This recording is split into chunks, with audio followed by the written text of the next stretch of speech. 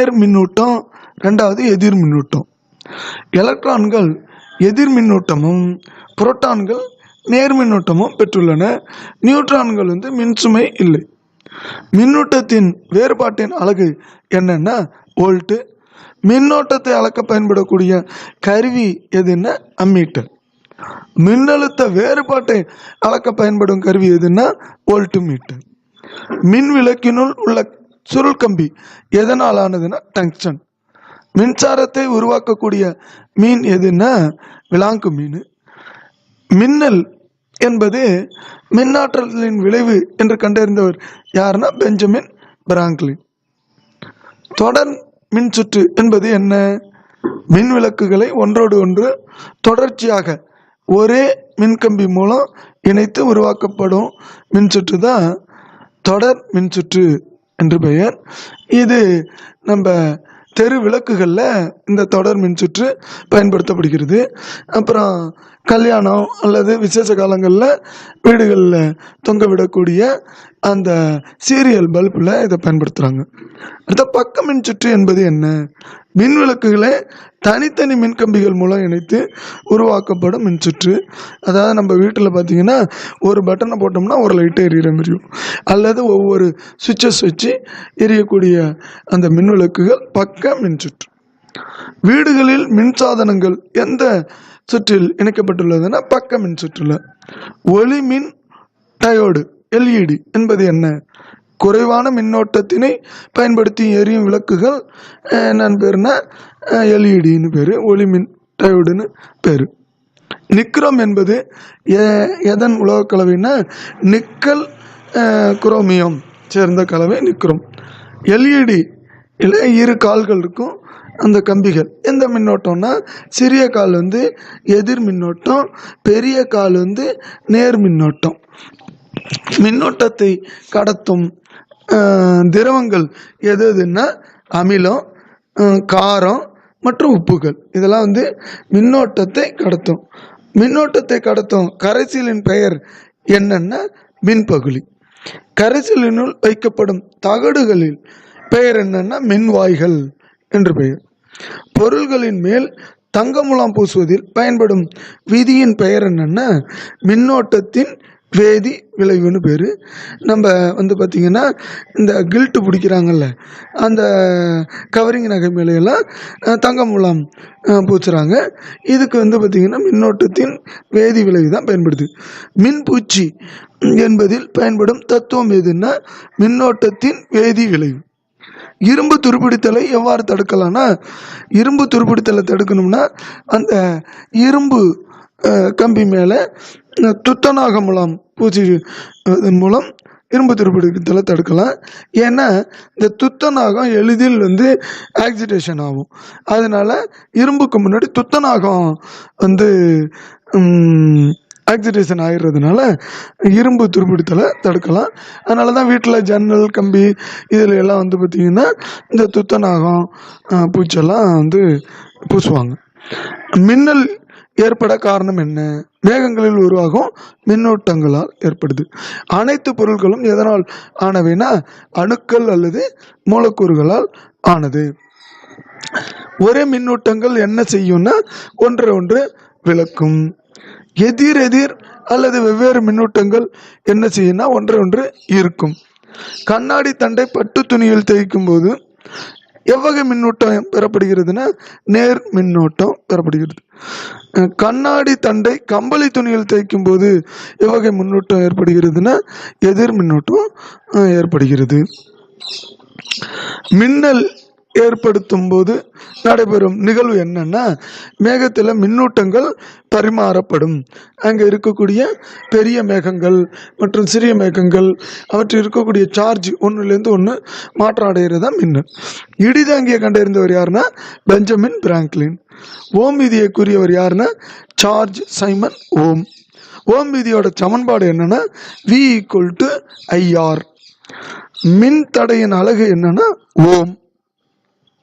தொடர் இணைப்பில் மின்தடையாக்கிகளின் சமன்பாடு என்னன்னா R = R1 + R2 + R3. அதாவது கொடுக்கப்பட்டுள்ள மின்தடைகளோட மதிப்புகளை கூடுதல் தான் தொடர் இணைப்போட மின்தடையாக்கியோட சமன்பாடு. பக்க இணைப்பில் மின்தடையாக்கியோட சமன்பாடுன்னா 1/R = 1/R1 + 1/R2 + 1/R3. இதுவைகளோட கூடுதொகை ஆகும். ஜூல் வெப்ப விளைவு விதியின் சமன்பாடு என்னன்னா H = I²RT என்பதாகும்.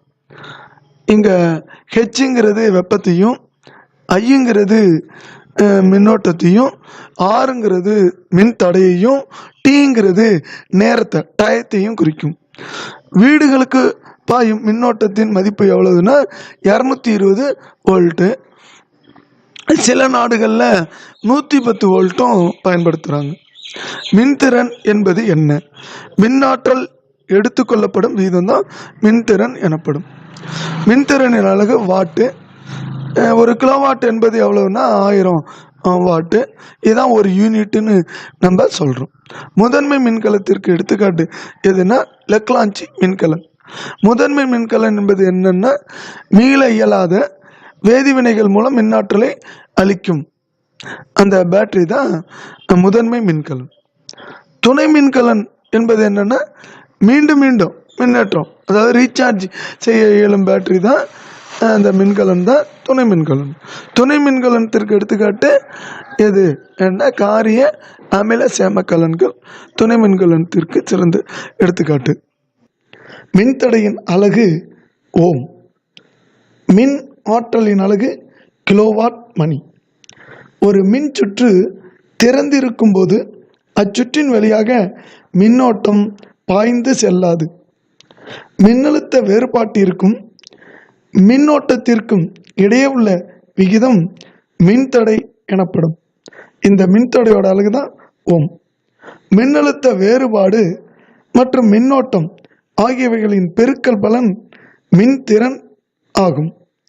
LED என்பதன் விரிவாக்கம் லைட் எமிட்டிங் டயோடு என்பதாகும்.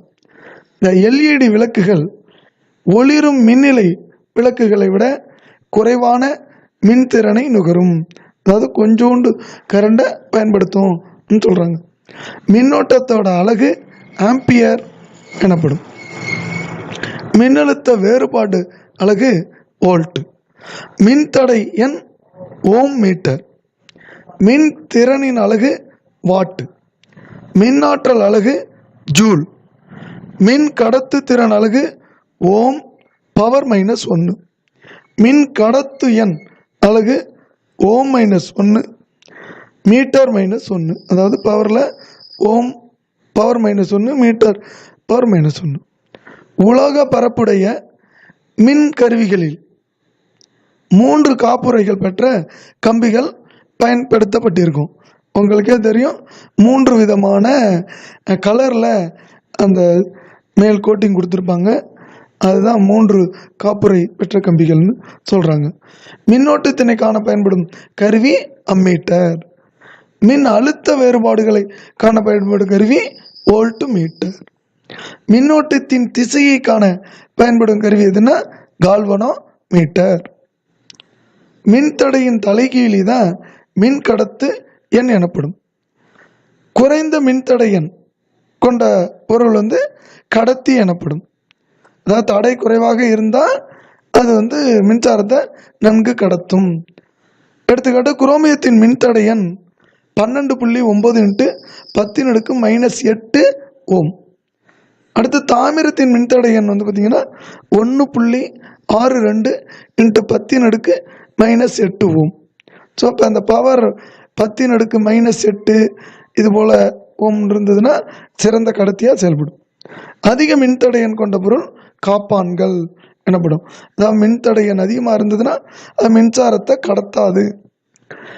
கண்ணாடியோட மின்தடையன் வந்து பார்த்திங்கன்னா 10⁻10 10⁻14 ஓம் வரைக்கும் உடையது. ரப்பர் மின்தடையோட எண் 10⁻13 10⁻16 ஓம் வரைக்கும் இருக்கும். ஒரு குதிரை திறன் என்பது 746 வாட் ஆகும். மின் இலை மிக அதிக உருகுநிலை கொண்ட பொருளால் உருவாக்கப்படுகிறது. எடுத்துக்காட்டு டங்ஸ்டன்.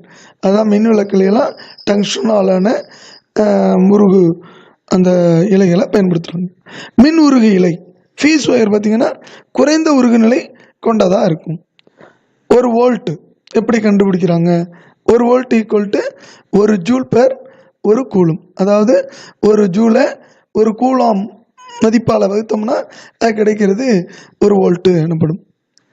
எல்இடி விளக்குகள் வந்து பார்த்திங்கன்னா சிவப்பு, பச்சை, மஞ்சள் மற்றும் ஆரஞ்சு வண்ணங்களில் தருது. காரணம் என்னன்னு பார்த்திங்கன்னா கேலியம் ஆர்சனைடு மற்றும் கேலியம் பாஸ்பைடுங்கிற வேதிப்பொருள்களை பயன்படுத்துகிறது தான் எல்இடி விளக்குகள் சிவப்பு, பச்சை, மஞ்சள், ஆரஞ்சு வண்ணங்களுக்கு காரணம். அடுத்தது புவி தொடுப்பு கம்பி, அதாவது எர்த் ஒயர் இணைப்பானது ஒரு பாதுகாப்பு அரணாக அமைந்து மின் கசிவினால் உண்டாகும் மின் அதிர்ச்சியை தவிர்க்கிறது. ஒருத்தவங்களுக்கு ஷாக் அடிச்சதுன்னா அந்த எர்த்து கம்பி இருந்ததுன்னா அதில் இருந்து அவங்கள பாதுகாக்கும்ங்கிறதுனால தான் அது பயன்படுத்துகிறோம். இந்த புவி தொடு கம்பி, அதாவது எர்த் ஒயர் எப்படி இருக்குன்னா பச்சை காப்பு ஒயரை பயன்படுத்தணும்னு சொல்கிறாங்க. வீடுகளுக்குரிய மின் சுற்றுகளில் சிவப்பு காப்புரை கொண்ட மின்கம்பி மின்னோட்ட கம்பி எனப்படும். பெரும்பாலும் சிவப்பு காப்புரையை மின்னோட்டத்துக்கு பயன்படுத்தணும். வீடுகளுக்குரிய மின் சுற்று கம்பிகளில் கருப்பு காப்புரை கொண்ட கம்பி நடுநிலை கம்பி எனப்படும், நியூட்ரல் அதை பயன்படுத்துகிறாங்க. நிக்கல் மற்றும் குரோமியம் கலந்த கலவை நிக்ரோம் எனப்படும். 1 கிலோவாட் ஹவர் kWh (1000 வாட் மணி) என அழைக்கப்படுகிறது. இதுதான் ஒரு யூனிட் கரண்ட்டு. அதே ஒரு ஹெச்பின்னா 746 வாட் என அழைக்கப்படுகிறது.